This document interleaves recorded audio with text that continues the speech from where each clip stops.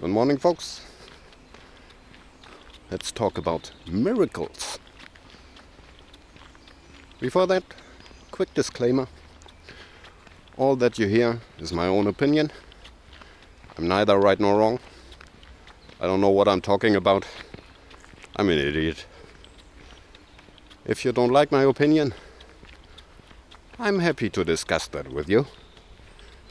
If you try to insult me, you get blocked.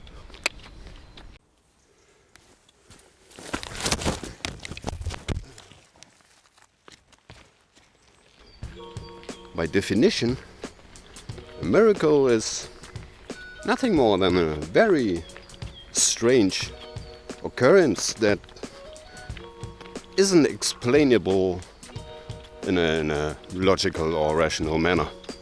That's it.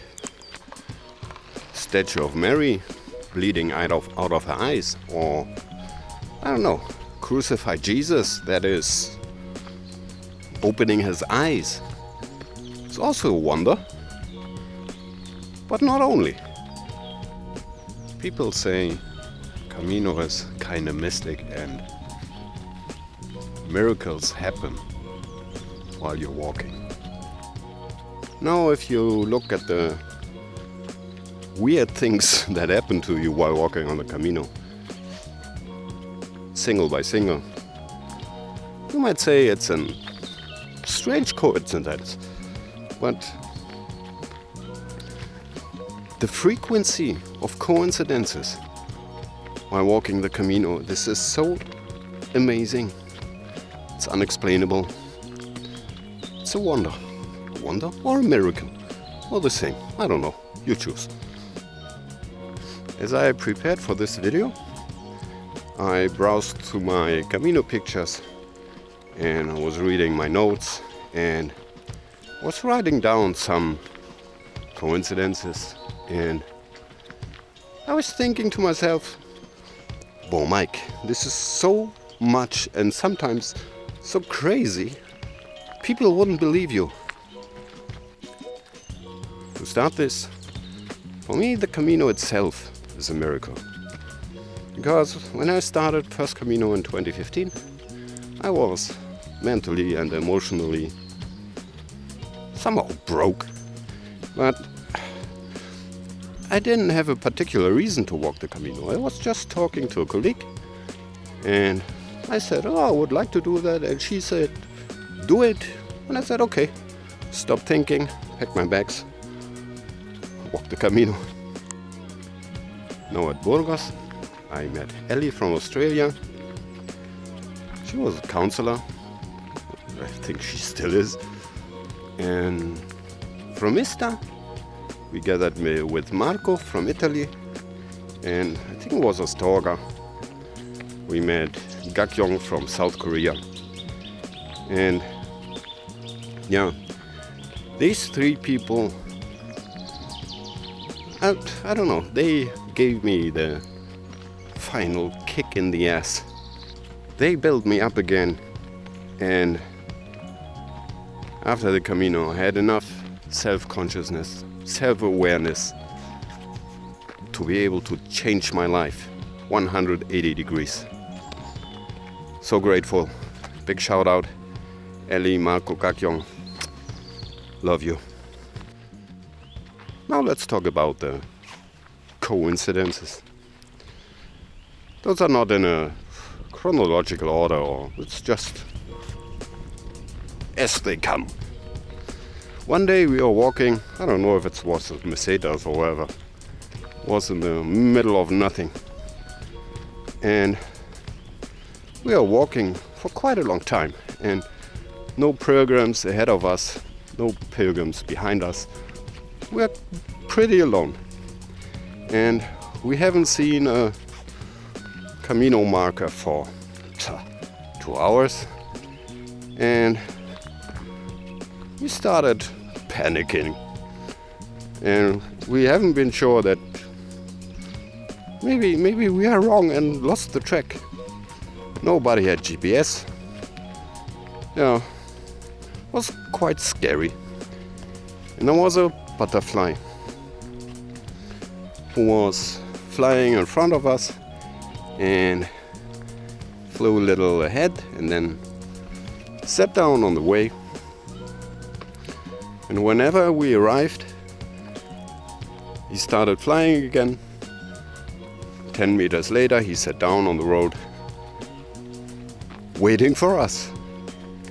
And that went on for about 5 minutes. And then he lifted, flew away from the road, sat down on a rock. And on the rock was a yellow arrow. Coincidence? One day, I don't know which town it was. I think it was on my third Camino. There's a tiny little albergue with a small restaurant, I don't know, maybe for 10 people.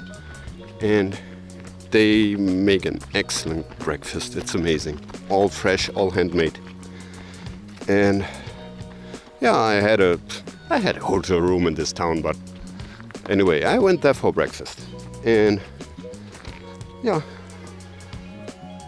I went to pay my check and wanted to leave.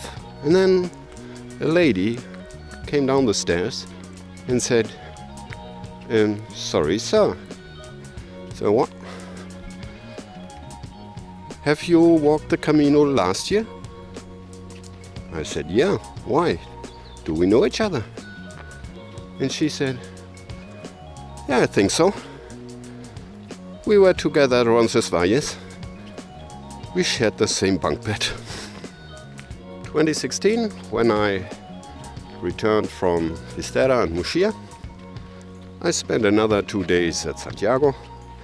And yeah, next day I wanted to get to the bus station in order to get to the airport. And packed my things, walked through the old town of Santiago. And then I heard behind me a shout, Michael! Michael Peregrino! And I turned around, and it was Debbie and Mary from United States that I walked with the year before for several days. It's crazy. Now in the Camino it happens all of the time that you meet the same people again and again. And some might say that that's quite normal because you're all on the same way. And yeah, I think, there's 100,000 people on the way or more. And you meet them again and again, even if you're not at the same pace. And I live in my city now for about 20 years. And in all those 20 years, I haven't met as many people that I know in the city that I meet on the Camino in only 4 weeks. Now, I once met a doctor. She was a young lady from the United States. And I met her at Saint-Jean-Pied-de-Port at the beginning of the Camino. And we walked together until Roncesvalles, and then, different pace, different destinations, out of sight. And when did I meet her again? Was Febrero, some days before Santiago. For me, that's quite remarkable. Now, 2 short stories before I leave you alone. One day, I don't know where it was, I met a German girl, and it was a small albergue. We were sitting on the stairs, waiting for free shower. And we were chatting a little, and she asked me, "Oh, have you met the group of German girls with a camper?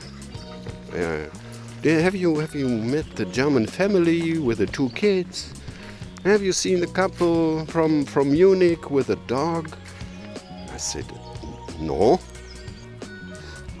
And I said, honestly, I try to keep away from those people because I didn't travel 1,500 miles through Europe in order to meet the same people that I have at home.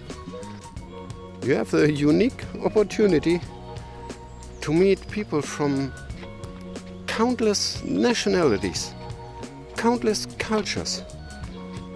It's not my intention to hang out with my German dudes. I could have stayed at home. And she said, okay, got that. There's no need that we talk. Some days later we arrived at the albergue at Von Fria. Nice albergue.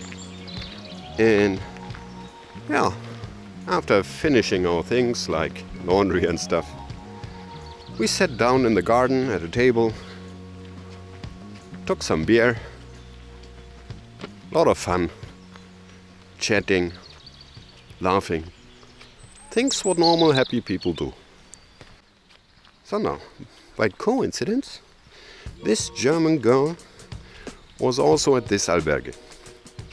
And yeah, while we were sitting there having fun, she showed up with a book, came into our table and asked, can I sit down? Yeah, sure. And was reading in a book. And we had fun, drank some beer. And some minutes later, she said, no, you're too noisy for me. She got up and went to a bench where some German dudes were hanging around. Fair enough. And then the hospitalera showed up. Was cleaning our table, take away all the empty beer cans. And we asked her, do we make too much chaos? Are we too noisy? And she said, don't worry guys. I prefer people like you over to those who sit quietly in a corner, only buy a bottle of water. You generate some turnover for me. That's important. Now, there was a young dog that belongs to the albergue, was a young German shepherd. And this doggy was cute, was awesome. We played with him, threw sticks, and he brought them back, and again, and he rolled himself on his back, and we cuddled him, and we threw sticks again, for about an hour, I don't know. At one point he got tired, laid down beside our bench, and took a nap. Suddenly, out of nothing, doggy got up, walked to the bench where the German girl was sitting, lifted his leg, and peed all over her pants. Then he came back to our bench, laid down as if nothing had happened. I don't know. Call it coincidence, call it miracle, call it karma. You decide. 2016, this story changed my life. I was at Fontebadon, close to Cruz de Ferro. And weather was awful. Raining, dark, stormy, foggy, freaking cold. It was no fun. I stayed at the albergue La Posada del Ruida. It's awful albergue, don't go there. Anyway, and I met an Italian, let's say lady at my age. And yeah, she was taking care of her blisters, and we talked a little, and she said, yeah, I want to quit. My feet hurt, it's no fun anymore, I want to go home. And I had a little time buffer, because before that I was fast as hell and I had a little surplus of some days. And I said to her, tell you what, we walk together, we walk slowly, we walk careful, and I get you to Santiago. And yeah, So we did. And, weather was awful all of the time. And whenever she said, I don't want anymore, it's no fun, I want to get home, I always said, no, you can do it. I'll help you. Don't let it be in vain. I'll get you to Santiago.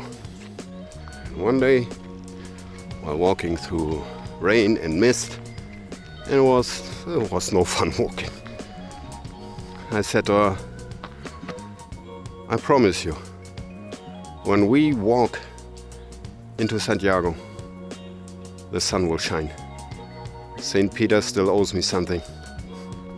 And I didn't check the weather app. And for those who know the Camino, Galicia weather app is quite useless. Weather changes in hours. And we are walking in rain and mist and cold. And one day before Santiago, sky cleared up and we walked into Santiago. Clear blue sky, 25 degrees. What can I say? With this Italian lady, we are a couple for 5 years now. Pete, we are done. No debts anymore. Now she had to leave and go back home. I wanted to walk to Fisterra and Murcia. And while walking, sometimes a little rain, mostly cloudy. When I walked to Fisterra, again, blue sky, sunshine. And one of the inhabitants told me that is for a month the first day with a clear sky so that you can see the sunset. It was amazing. You decide by yourself what's a miracle or coincidence or just to be ignored. It's your decision. It's all about this and that. That being said, I think next time I'll make some recommendations of albergues. Of course, only from Camino Frances, because that's the only one I walked. And don't know when we see us again. Happy Easter. Get out. Nice weather.